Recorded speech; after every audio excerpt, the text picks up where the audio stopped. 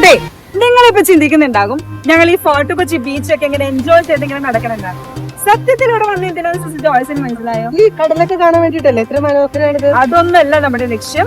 നിങ്ങൾ ഇതിനകം കേട്ടിട്ടുണ്ടാകും കൊച്ചി മുസീരീസ് ബിനാലയിൽ പങ്കെടുത്ത സിസ്റ്റർ റോസ്വിനെ കുറിച്ച്. സിസ്റ്റേഴ്സോ ബിനാലയിലോ? വിശ്വസിക്കാൻ ഇച്ചിരി പ്രയാസമുണ്ട്. ഓക്കെ, സിസ്റ്റർ റോസ്വിന്റെ ചിത്രകലാ പ്രദർശനങ്ങളും ശില്പകലാ പ്രദർശനങ്ങളും കൊച്ചി മുസീരീസ് ബിനാലയിൽ നടന്നുകൊണ്ടിരിക്കുകയാണ്. ശരിക്കും നമ്മൾ അങ്ങോട്ടേക്കാണ് നമ്മുടെ യാത്ര. ഇതെല്ലാം ജസ്റ്റ് ഒരു സ്റ്റാർട്ടിംഗ് പോയിന്റ് മാത്രമാണ്. അപ്പൊ നമുക്ക് അങ്ങോട്ടേക്ക് പോയാലോ? ബിനാല ഇവിടെ അടുത്താണോ? ബിനാല വളരെ അടുത്താണ്. ഓക്കെ, അപ്പൊ നമുക്ക് പോകാം. Let's go.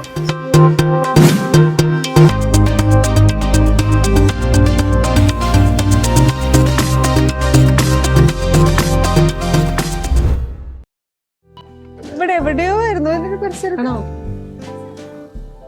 ആണോ? ഇതൊരു ബിനാലയുടെ എന്തോ പോലെ ഉണ്ടല്ലോ. ഇതല്ല. അതെ അതെ, ഇത് ഇവിടെ അവിടെയാണോ?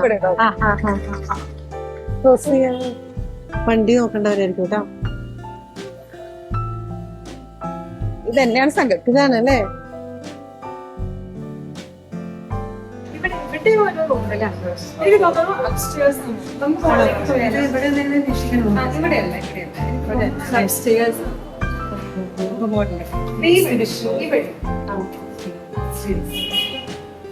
സിസ്റ്റർ ജോയ്സിന് സിസ്റ്റർ റോസിന് പരിചയം ഒട്ടുമില്ല. എനിക്ക് അധികം പരിചയമില്ല. ഞാൻ ആ പത്രത്തിൽ വായിച്ച പരിചയം എനിക്കുള്ളൂ. കുറെ വർഷമായോ സിസ്റ്റർ ആർട്ട് വർക്ക് ഒക്കെ സ്റ്റാർട്ട് ചെയ്തിട്ട്? ആള് പണ്ട് മുതലേ കുറച്ച് വരയ്ക്കുമായിരുന്നു. പിന്നെ ആള് ഇതിന്റെ സ്പെഷ്യലായിട്ട് RLB കോളേജിൽ പഠിക്കാൻ തുടങ്ങിയതിന് ശേഷമാണ് ഇതിലേക്ക് ഫുൾ കോൺസെൻട്രേറ്റഡ് ആയത്. ഞാൻ കണ്ടിരുന്നു. അതായത് അവര് കോൺവെന്റിൽ എന്തോ കോൺവെന്റിന്റെ മതിലുകളിൽ വായിച്ചതാണ്. ഓ സൂപ്പർ, നോക്ക് എത്ര ഭംഗിയായിട്ടാണ് നോക്കി അവര് ക്രമീകരിച്ചിട്ടോ. നല്ല ഭംഗിയായിട്ടുണ്ട്. ഓക്കെ, ഈ വർക്ക്സ് നോക്കി. ഇവിടുത്തെ വർക്ക്സ് ഒക്കെ ഭയങ്കര വെറൈറ്റി വർക്ക്സ് ആണ് അല്ലേ? ശരി, വെറൈറ്റി ഉള്ള കാര്യങ്ങളാണ് അവർ കൂടുതൽ എക്സിബിറ്റ് ചെയ്യാൻ. സിസ്റ്റർ റോസ്വിന്റെ വർക്കും വളരെ വെറൈറ്റി ആണ് കേട്ടോ. ചില പിക്ചേഴ്സ് ഒക്കെ കണ്ട നമുക്ക് ഒരു ഇതും. റോസ്വിൻ, ഇതാണോ സിസ്റ്റർ റോസ്വിൻ? ഇതാണ് ഞാൻ പറഞ്ഞ താരം, ഞങ്ങളുടെ പ്രിയപ്പെട്ട താരം. ഈ സ്ഥലം കണ്ടുപിടിക്കാൻ ഇച്ചിരി കഷ്ടപ്പെട്ടു. ഇവിടെയാണ് എന്റെ സ്ഥലം. നമുക്ക് അങ്ങോട്ട് പോയാലോ? ഓക്കെ.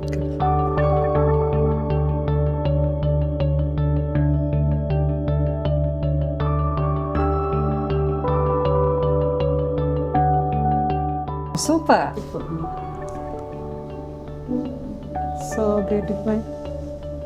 ശരിക്കും സംഭവം സൂപ്പറായിട്ടാ. സംഭവം സെറ്റാണ്.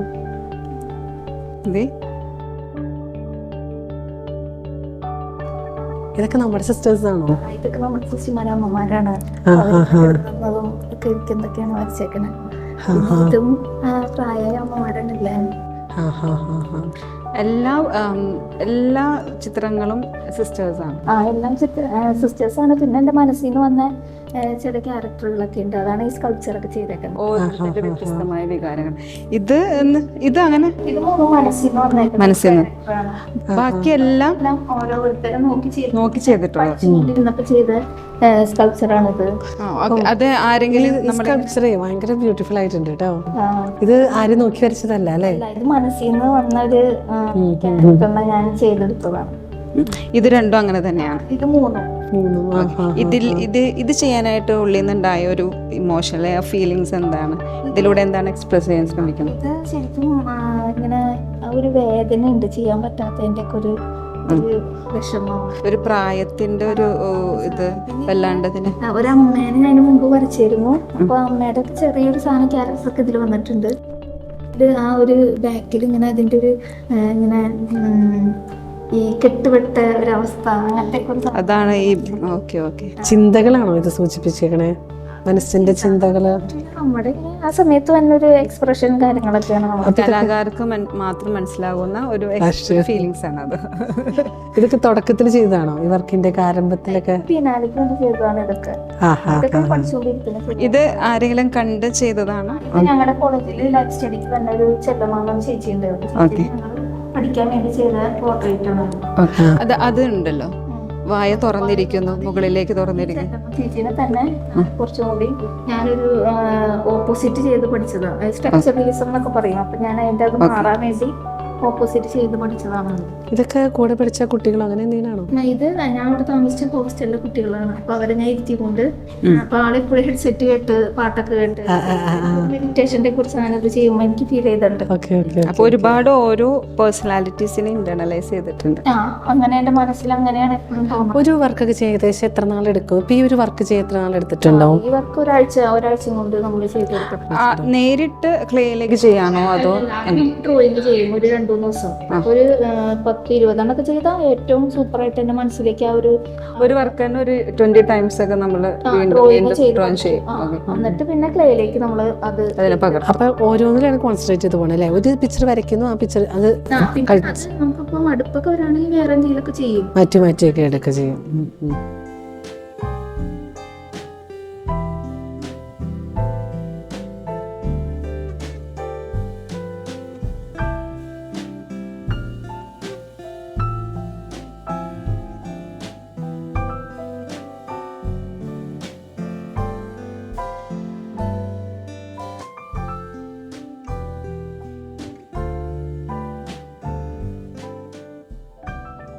ഇങ്ങനത്തെ പിക്ചേഴ്സ് ഒന്നും ഒരിക്കലും കണ്ടിട്ടില്ല കേട്ടോ, ഇതുപോലത്തെ വർക്ക്സ് ഒക്കെ ഇങ്ങനെയൊക്കെ. ഇതിപ്പോ നമ്മൾ കോട്ടുവായി ഇടുമ്പോ ഒരു സെക്കൻഡിൽ അത് കടന്നു പോകും. അപ്പൊ എനിക്ക് അങ്ങനത്തെ കാര്യങ്ങളൊക്കെ എന്റെ തലയിൽ അത് പിടിച്ചിങ്ങനെ എടുക്കും. അപ്പൊ അതിനെ എനിക്ക് എങ്ങനെ സ്കൾപ്ചർ ആക്കാം എന്നൊക്കെ ഞാൻ ചിന്തിക്കാറുണ്ട്. അപ്പൊ അങ്ങനെ വന്നൊരു ഫിഗറാണിത്. ഇതും അങ്ങനെ തന്നെ, അതായത് ആരെങ്കിലും വെച്ചിട്ട് അവിടുത്തെ ഹോസ്റ്റലിലെ ഒരു കുട്ടീനെ നോക്കി അങ്ങനെ ചെയ്തതാണ്. ഇതിന്റെ ഒരു വ്യത്യസ്തത, ഇത് ഞാൻ എൻ്റെ കോളേജിൽ പഠിക്കുന്ന എൻ്റെ ഒരു ക്ലാസ്മേറ്റിന് ചെയ്തതാണ്. ആളെപ്പോഴും ഇങ്ങനെ മതിലിന് ശബ്ദമുണ്ടോ അങ്ങനത്തെ കാര്യങ്ങളൊക്കെ നോക്കും. അപ്പൊ ഇങ്ങനെ തലയുടെ ഉള്ളിൽ നിന്ന് ശബ്ദം വന്നു, അല്ലെങ്കിൽ ആ ശബ്ദം എങ്ങനെയാണെന്നുള്ള ആളിങ്ങനെ ചിന്തിക്കും. അങ്ങനെയൊക്കെ നോക്കി ചെയ്തൊരു ആളുടെ ഒരു ക്യാരക്ടറിന്റെ ഒക്കെ പ്രത്യേകത ഒക്കെ വെച്ച് ചെയ്തൊരു ഫിഗറാണിത്. ഈ ഒരു വളരെ അട്രാക്റ്റീവ് ആണല്ലോ. ഇതിങ്ങനെ ഒറ്റ സ്റ്റെപ്പ് ആയിട്ടാണോ അല്ല, ഇതിങ്ങനെ നമ്മള് പാർട്സ് ഇങ്ങനെ മുറിച്ച് ചെയ്തതാണ്. ഓരോ ഭാഗത്തിനും ചിലപ്പോ ഒരു മീനിങ് ഉണ്ടാവും അല്ലെ. ഇത് ഇപ്പൊ നമ്മളെ സംബന്ധിച്ച് ഇതിപ്പോ ക്ലേ നമുക്ക് എങ്ങനെയൊക്കെ ഉപയോഗപ്പെടുത്താം അല്ലെങ്കിൽ എങ്ങനെയൊക്കെ കൈകാര്യം ചെയ്യാം എന്നുള്ള ഒരു കാര്യമാണ് ഞാൻ ഇതിന് മെയിനായിട്ട് അപ്ലൈ ചെയ്തതാണ്. പിന്നെ ഇതിൻ്റെ ഒരു പോർട്രേറ്റ് ഞാൻ മുകളിൽ വെച്ചിട്ടുണ്ട്. അത് ഒരു മെഡിറ്റേഷൻ്റെ ഒക്കെ ഒരു കാര്യമാണ് എനിക്ക് ഫീൽ ചെയ്തതാണ് ഞാൻ ചെയ്യുമ്പോഴൊക്കെ. ഇതിൽ ചില റൈറ്റിങ്സും പിന്നെ എൻ്റെ മഠത്തിലെ കോൺവെന്റിൽ സിസ്റ്റർമാരെയും കൊണ്ട് ഞാൻ അവരുടെ സൈനൊക്കെ അതിലിടിപ്പിച്ചിട്ടുണ്ട്. അപ്പോൾ അവരും അതിൻ്റെ ഒരു ഭാഗമാണ്. അവർ വന്ന് സംസാരിക്കുമ്പോഴും അവർ വന്ന് അതിനെക്കുറിച്ച് ആശയങ്ങൾ പറയുമ്പോഴൊക്കെ എനിക്കും എൻ്റെ ഉള്ളിൽ അത് ഫീൽ ചെയ്യാറുണ്ട്. എഴുത്തുകളൊക്കെ ഉണ്ട് തോന്നുന്നു. എഴുത്തുകളും കാര്യങ്ങളൊക്കെ ഉണ്ട്. പിന്നെ നമുക്ക് ആ സമയത്ത് മനസ്സിൽ വന്ന കാര്യങ്ങളൊക്കെ നമ്മൾ അതിലേക്ക് അപ്ലൈ ചെയ്യും. ഡ്രോയിങ്സിലാണെങ്കിലും സ്കൾപ്ചറിലാണെങ്കിലും അങ്ങനെ ഞാൻ ശ്രദ്ധിക്കാറുണ്ട്.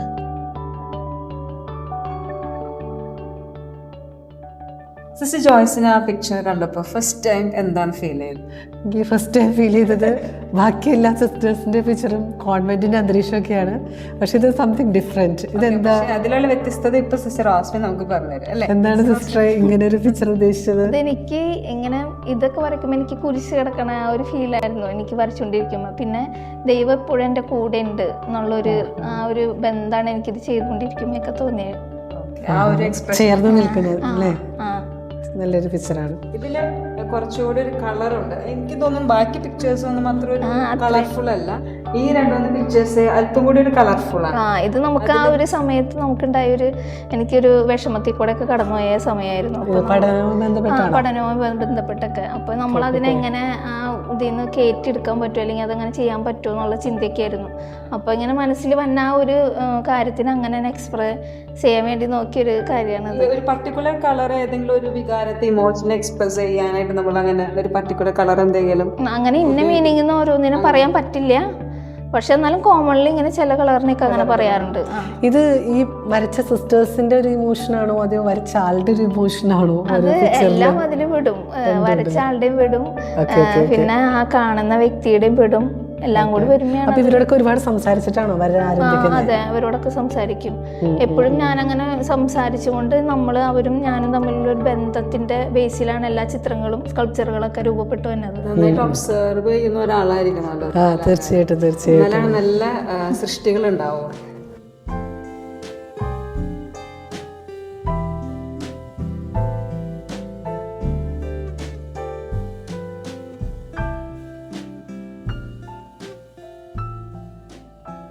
ഈ ഒരു പിക്ചർ നോക്കിയാൽ നമുക്ക് വളരെ അബ്സ്ട്രാക്ട് ആയിട്ട് തോന്നും ഇല്ലേ? അപ്പൊ അതിനെ ഒന്നുകൂടി ഒന്ന് എക്സ്പ്ലെയിൻ ചെയ്ത്. ഇത് ഞാൻ ഞങ്ങളുടെ മഠത്തില് ലിലി ജോസ് അമ്മേനെ എന്ന് പറഞ്ഞ അമ്മേനെ ഈ വർക്ക് ചെയ്യണൊക്കെ മുമ്പ് കട്ടുമ്പോ കിടക്കണ അമ്മേനെ വർക്ക് ചെയ്യണൊക്കെ മുൻപ് ഡ്രോയിങ് ചെയ്തതാ. അപ്പൊ ഞാൻ അത് പഠിക്കാൻ വേണ്ടി ഡ്രോയിങ് ചെയ്ത് ഓരോ ഞാൻ കാണുന്ന ഓരോ പെർസ്പെക്റ്റീവിനെ കാണിക്കാൻ വേണ്ടിയാണ് ഞാൻ ഇങ്ങനെ ഡ്രോയിങ് ചെയ്തേക്കണം. അപ്പൊ അതിന്റെ ബാക്ക്ഗ്രൗണ്ട് കൊടുക്കുന്ന ചില കളേഴ്സ് ഉണ്ടല്ലോ. കളറുകൾ അത് നമ്മൾ ആ സമയത്ത് നമുക്ക് വന്നൊരു കൂടുതലും എൻ്റെ ഒരു സ്ട്രെസ്സും ഒരു പെയിനൊക്കെയാണ് എൻ്റെ ഉള്ളിൽ നിന്ന് വരാറ്, ചെയ്യാൻ പറ്റാത്തതിൻ്റെ ഒരു വിഷമം. നമ്മൾ വിചാരിക്കുന്ന ഒരു കലാകാരന്റെ ഉള്ളിൽ അനുഭവപ്പെടുന്ന ഒരു പെർഫെക്ഷനിലേക്ക് അല്ലെങ്കിൽ അത് അതും ഉണ്ട്. പിന്നെ കൂടുതലും നമുക്ക് ചെയ്യാൻ പറ്റണില്ലല്ലോ, എല്ലാം കൂടി ഒരുമയുള്ളൊരു. പക്ഷെ എന്നെ സംബന്ധിച്ച് എനിക്ക് അങ്ങനെ വന്നാലാണ് പുതിയത് വരുള്ളൂ. ആ ഒരു സ്ട്രെസ്സിന് പുതിയൊരു കലയായിട്ട് അതിലേക്ക് ഇതെല്ലാം അങ്ങനെ വന്നേക്കണ ഒരു ഇതാണ്. അപ്പോൾ ആളുടെ ഞാൻ ഓരോന്ന് വരയ്ക്കുമ്പോഴും ആളുടെ ഒരു എൻ്റെ മനസ്സിലേക്ക് ആളുടെ ഒരു എന്തെങ്കിലും ഒരു ചിന്ത, അല്ലെങ്കിൽ ഇപ്പം ഇത് വരയ്ക്കുമ്പോൾ തന്നെ എനിക്ക് സിസ്റ്റർ കിടക്കം തന്നെയായിരുന്നു. പക്ഷെ ഇതിൻ്റെ ഔട്ട്ലൈൻ ഇതൊക്കെ ഇങ്ങനെ വരുമ്പോൾ എൻ്റെ മനസ്സിൽ ഒരു കാടിൻ്റെ ഉള്ളിൽ കിടക്കണ പോലെ ഫീലിംഗ്. എന്ന് വെച്ചാൽ എത്ര പ്രതിസന്ധി വന്നാലും ശാന്തമായി കിടന്നുറങ്ങാൻ പറ്റുക എന്നുള്ളതാണ് ആ ഒരു ആശയം. ഭയങ്കര വ്യത്യാസം. ഇത് എനിക്കും ഭയങ്കര ഒരു ഫേവറേറ്റ് ആയിട്ടുള്ള പിക്ചർ. അത് ആ ബാക്ക്ഗ്രൗണ്ട് കൂടി വരുമ്പോൾ നല്ല ഭംഗിയായിട്ടുണ്ട്. ചിലർ എല്ലാം മിക്ക പോർട്രേറ്റ്സിനും ഒരു റൈറ്റിംഗ്സ് ഉണ്ട് അല്ലേ? അത് ഇപ്പൊ അവര് പറയുമ്പോ അവരിപ്പോ ആ സമയത്ത് പാടിയൊരു പാട്ടാണ്, അമ്മ പാടിയൊരു പാട്ടാണ് ഇത്. അപ്പൊ ഞാൻ അതിന് ആ വാക്കുകള് ഉപയോഗിച്ചത്. ഹൃദയസ്പന്ദനം നിന്റെ നാമകീർത്തനം എൻ മനസ്സിൽ പൂവൻ അതാണ് എന്റേതാകണം. പഴയൊരു പാട്ടാണത്, അമ്മ പാടിയിരുന്നു. അപ്പൊ ഞാൻ അത് എഴുതി വെച്ചതാ. അപ്പൊ എനിക്കും എന്നെ സംബന്ധിച്ച് അത് ഭയങ്കര ഒരു ബന്ധായിരിക്കും. അപ്പൊ ഞാൻ അതിങ്ങനെ കുറിച്ച് വെക്കും. ഇത് 4 പേരും ഒരാളെ തന്നെ സൂചിപ്പിക്കും. ഇതും അമ്മയുടെ തന്നെയാണ്. അപ്പൊ നമുക്ക് നമ്മൾ ആ സമയത്ത് ഇങ്ങനെ വരച്ച് തീർക്കാൻ പറ്റണില്ല, അല്ലെങ്കിൽ വരച്ചാൻ അത് മുഴുവനായിട്ട് പറ്റണില്ല എന്നുള്ളതൊക്കെ വരുമ്പോ അപ്പൊ ഞാൻ ഈ പെന്ന് ഉപയോഗിച്ചാണ് ഇത് വരച്ചായിരുന്നത്. പക്ഷെ ബാക്കി ഞാൻ ഇതൊക്കെ ഞാൻ ഈ മുളയുടെ തണ്ട് ഉപയോഗിച്ചിട്ട് അങ്ങനെ വരച്ചേക്കുന്നതാണ്. അതൊക്കെ അത് രണ്ടും. ഈ ഒരു സിസ്റ്റർ ഒരുപാട് കാലം സിസ്റ്റർ റോസ്വിന്റെ കൂടെ ഉണ്ടായിരുന്നു. ഞാൻ 2-3 ആഴ്ചയിലധികം അമ്മ അവിടെ വന്ന് എന്നിട്ടാണ് ഇതൊക്കെ. ഒത്തിരി പ്രോത്സാഹിപ്പിക്കുന്നുണ്ടല്ലേ കോൺഗ്രിഗേഷൻ ഇതൊക്കെ വരയ്ക്കാനും ചെയ്യാനൊക്കെ? എല്ലാം ഭയങ്കര സപ്പോർട്ടാണ്.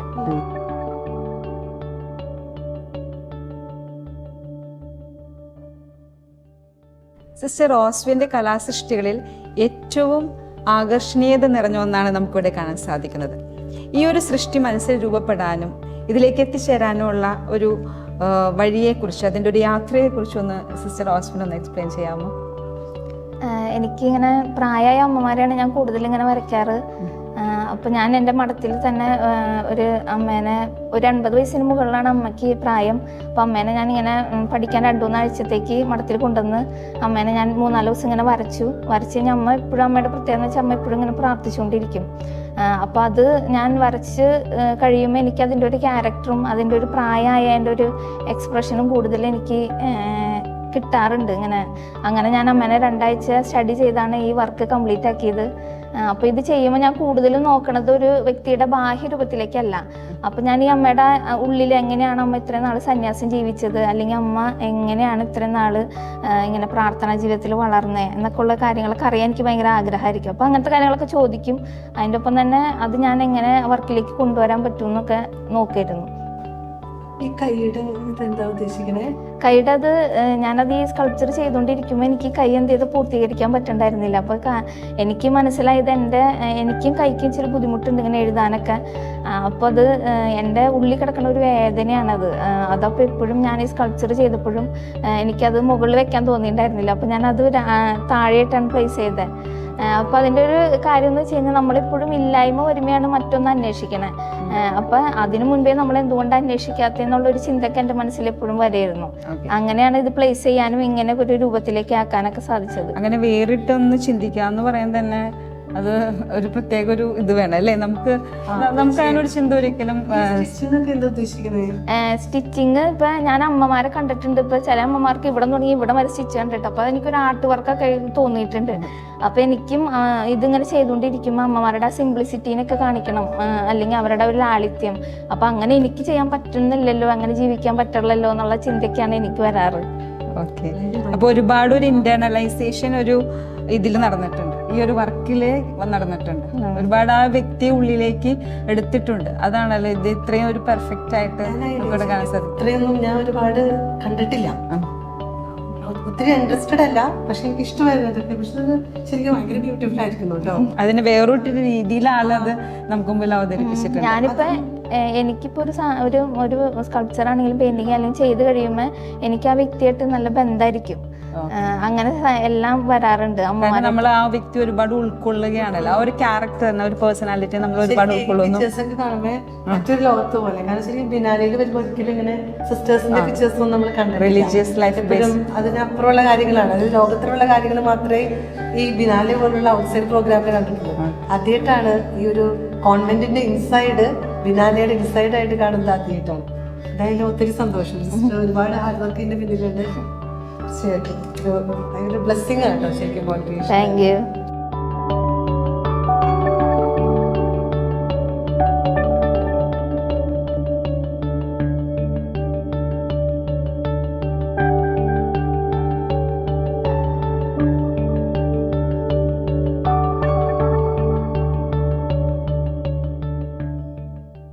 സിസ്റ്റർ റോസ്വിനെ കുറിച്ച് നമ്മൾ വളരെ കുറച്ച് കാര്യങ്ങളെ അറിഞ്ഞിട്ടുള്ളൂ. ഇനി നമുക്ക് ഏറെ അറിയാനുണ്ട്. സിസ്റ്റർ റോസ്വിൻ കുറച്ച് സമയം ഞങ്ങളോട് പങ്കിടാമോ? അതിനെന്താ, തീർച്ചയായും വരാലോ. ഓക്കെ, ഏറെ സന്തോഷം.